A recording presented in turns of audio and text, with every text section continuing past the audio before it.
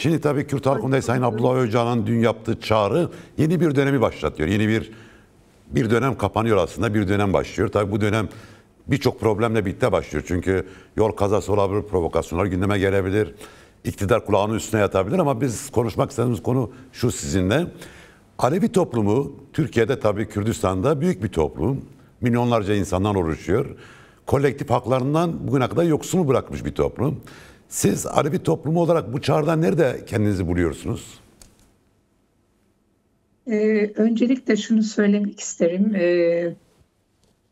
Kürt Halk Önderi Abdullah Öcalan'ın gençlik yıllarından başlatıp bizzat kendinin başlattığı ve bugün de bizzat kendinin silahlı mücadeleyi sonlandırıp demokratik zeminde toplumun demokratik inşasının başlangıç noktasındayız ve tüm toplumsal kesimler gibi Aleviler de bu dönemi büyük bir heyecan, büyük bir merak ve bunca yıldır yani yüzlerce yıldır yaşamış oldukları mağduriyetler, o tekçilik üzerinde kurulan Cumhuriyet'teki kendilerini özgürce ifade edebilme veyahut da yüzlerce defa katliamlara uğramış, bu katliamlarla yüzleşilmemiş, yani ciddi anlamda mağduriyet yaşamış bir toplum olarak bu süreçte beklentimiz odur ki demokratik toplumun inşasında Aleviler de kendilerini özgürce, özgünce ifade edecekleri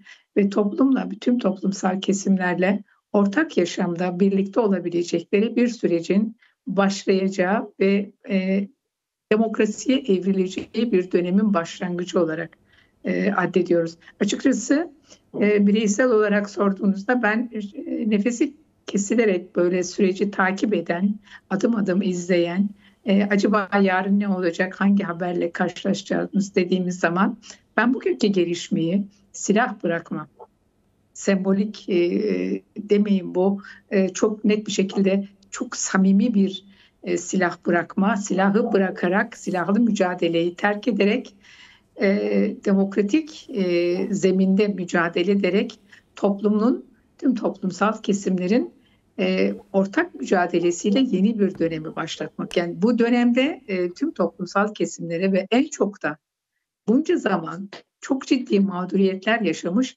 Alevilerin bu süreçte sorumluluk alması. Nedir bu sorumluluk? Bu toplumun şu süreçte DEM Parti ve Kürt Özgürlük Hareketi'nin bütün bileşen yapıları ve dostları demokratik siyaseti örgütlemek, yani bu çağrının altını ciddi anlamda doldurmak için çok ciddi bir emek sarf ediyorlar ve emek sarf etmek de zorundalar. Çünkü bu sürecin heba edilmemesi gerekir.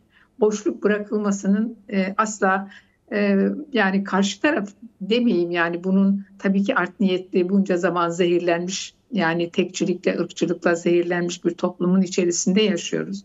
Bu boşluk bıraktığımız zaman, demokrasiyi örgütlemekte, toplumu örgütlemekte eksik kaldığımız zaman bu boşluklardan yararlanılacak ve bugün tarihi fırsat olarak, yani demokrasinin, özgürlüğün, eşitliğin, adaletinin ve toplumsal sözleşmenin gündeme gelerek yeni bir dönemin başlangıcının heba edilmemesi gereken bir süreçteyiz. Onun için Alevilerin de bu dönemde kendilerini bu sürece örgütleyerek demokratik zeminin oluşmasında sorumluluklarını yerine getirmek zorunda olan çok ciddi bir toplumsal kesim olarak görüyoruz. Evet. Ve bu anlamıyla da Aleviler sürekli biz bu süreci destekliyoruz, yanındayız diye beyanda bulunuyorlar. Ve gördüğünüz gibi bizler de kurumsal olarak evet bu sürecin içinde, yanında ve takipçisi olmaya da devam ediyoruz. Evet, şimdi tabii siz durduğunuz yerden baktığınız zaman yani bu süreci akamete uğratacak veya tehlikeye atacak bir ortam görüyor musunuz Türkiye'de? Veya soru şöyle sorayım, yani iktidar bu meselede kulağının üstüne yatabilir mi? İşte nasıl silahlara bıraktılar, en azından kendi partilerine feshettiler. Bu açıklama da oldu, işte bitti bu mesele gibi bir algı da yaratıyorlar. Buradan hareketle bu kadar köklü bir sorunu, Kürt sorunu, Alevi sorunu, Türkiye'deki diğer toplumları ilgilendiren bütün bu sorunların üzerine yatma, bunu zamana yayma, çürütme gibi bir tehlike görüyor musunuz? Aslında Dürüst olmak gerekirse elbette ki devletin, yani Türkiye Cumhuriyeti Devleti'nin ve geçmişine gidersek de Osmanlı'dan bu yana bu tür akamete uğratılmış birçok süreç var. Ve insanların kafasında da bu soru işareti var. Ne kadar samimiler, yarın ne yapacaklar? Özellikle de çeperimizdeki ülkelere ilişkilenme biçimleri, örneğin Suriye ile ilişkilenme biçimleri ve oradaki çok ciddi bir Alevi soykırımının varlığı ve Türkiye'de DEM Parti'nin bugüne kadar siyasi birçok adım atmasına rağmen, bu kadar çağrıya rağmen yani devlet nezdinde bir samimi bir adımın ciddi anlamda görülmemesi adına bir toplumsal bir kuşku, bir kaygı, yarın ne olacak, neye evrilecek diye bir insanların zaman zaman düşünüyorsunuz. Özellikle ana muhalefetin içine böyle ikiye parçalayıp orayı zayıf düşürmek ve bunun üzerinde kendini yeniden inşa etmek, yani yeniden iktidara taşımak gibi bir zemin oluşturmaya da çalıştığı kaygısı çok net görülüyor. Ama Yani CHP yönelik bu son 19 Mart'ta başlayan bu operasyonlar bu süreci biraz tehlikeye mi atıyor sizce? Yani bu, evet, toplumdaki kaygı da bu. Onun için hani dürüst olmak gerekirse, samimi olmak gerekirse bu kaygıyı insana hissettiriyor. Yani bunu duyabiliyorsun. Ama şunu da çok net görebiliyoruz, hissedebiliyoruz.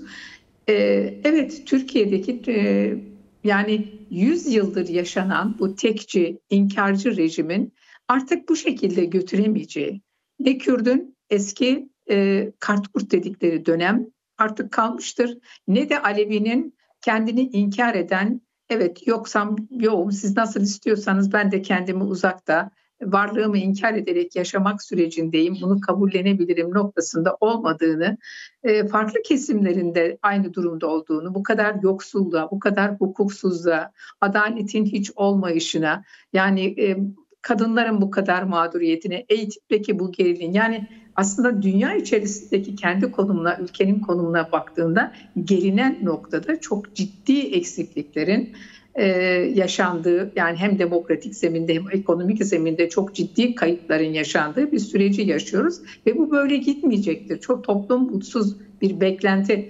Aslında bu süreci ister destekliyor görünsünler, ister desteklemiyor görünsünler, herkesin, bütün toplumsal kesimlerin gözünün, kulağının, acaba Öcalan ne diyecek, acaba Kürt hareketi ne yapacak, yarın neye evrilecek, bütün gözler, bütün hareketler bunun üzerine çevrilmiş olduğunun çok da farkındayız. Yani ben şunu söyleyeyim, 26. senesini tamamlıyor Sayın Öcalan ve 4 yıl boyunca ışık sızdırılmadı dışarıya.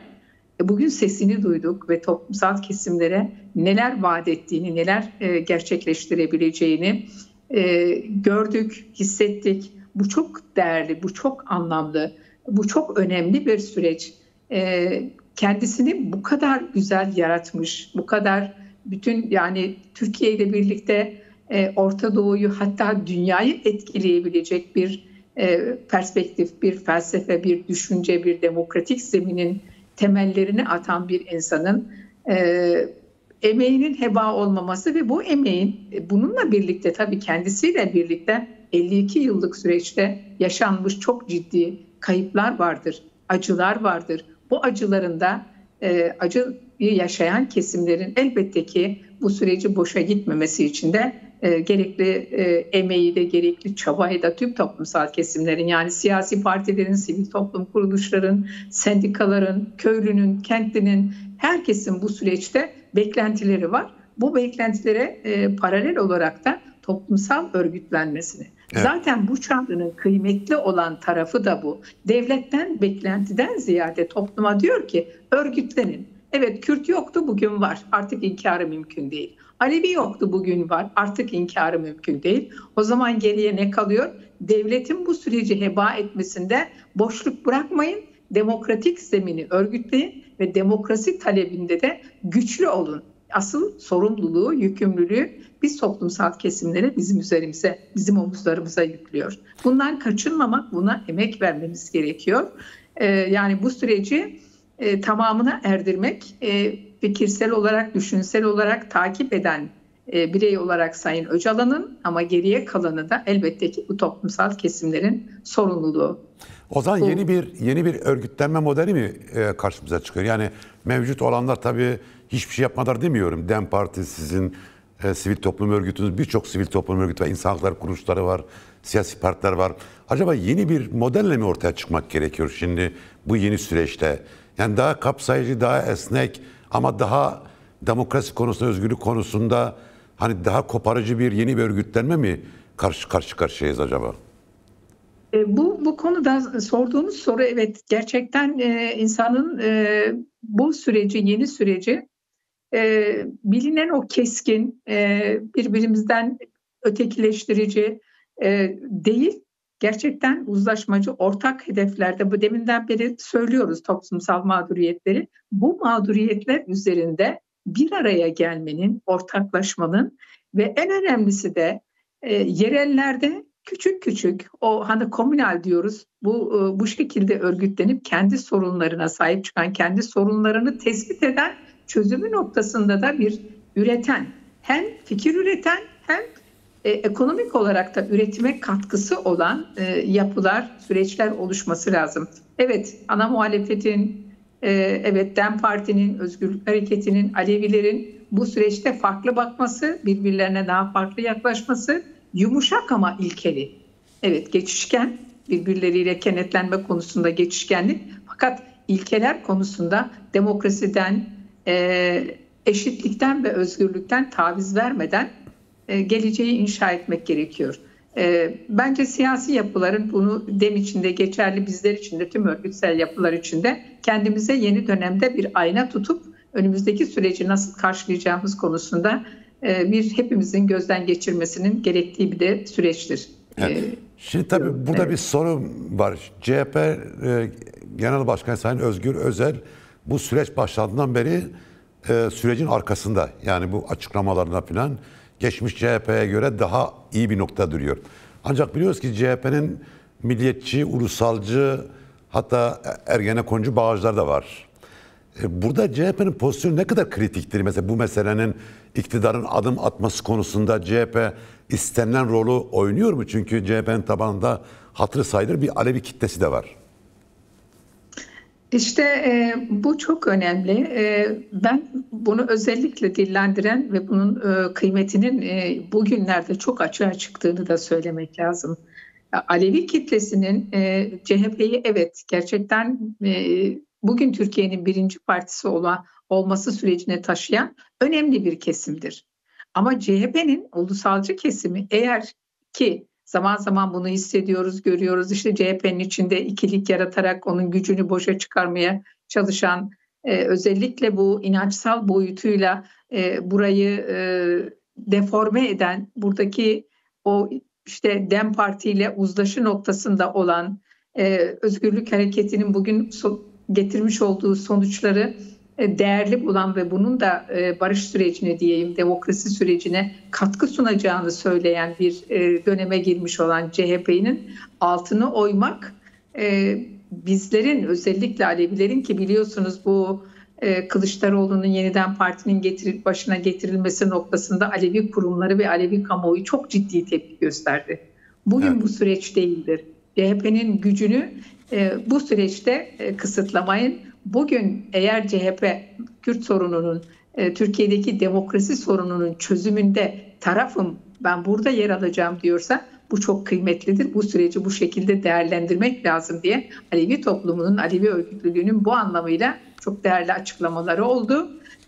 Ve bu süreçte de yani içinde geçtiğimiz şu günlerde de silah bırakma, buralarda da Alevilerin çok ciddi olumlu beklentileri ve olumlu katkıları olacaktır. Önümüzdeki süreçte ve çağrılarımız da olacak. Birbirimizle kenetlenip neler yapabiliriz noktasında da daha ciddi bir sürece girdiğimizi ve bu demokrasi sürecinde, evet, Kürtlerle birlikte Alevilerin de geleceğin inşasında kazanacakları, diyeyim, kazanımlarının en çok olacağı toplumsal kesimlerden bir tanesidir. Bugün eğer Türkiye'de barış olursa ben bunun Suriye'ye de çok ciddi etkisinin olacağını ve diğer Kesinlikle. çevremizdeki Irak'tır, İran'dır buralara da çok ciddi etkisinin olacağını ve buradaki Alevi katliamlarının, Alevi mağduriyetlerinin de sona ereceğinden emin olduğum için ben Türkiye'deki barış sürecinin Aleviler nezdinde çok daha kıymetli, çok daha dört elle sarıldığımız bir noktada olduğunu söylemek isterim. Ve bizlerin de sorumluluğu bu anlamıyla önemlidir. Sorumluluk almaktan da kaçınmıyoruz. Evet. Son bir soru tabii. Az önce de belirttiniz tabii, silahsızlanma için yarın ilk bir adım atılacak, bir tören yapılacak.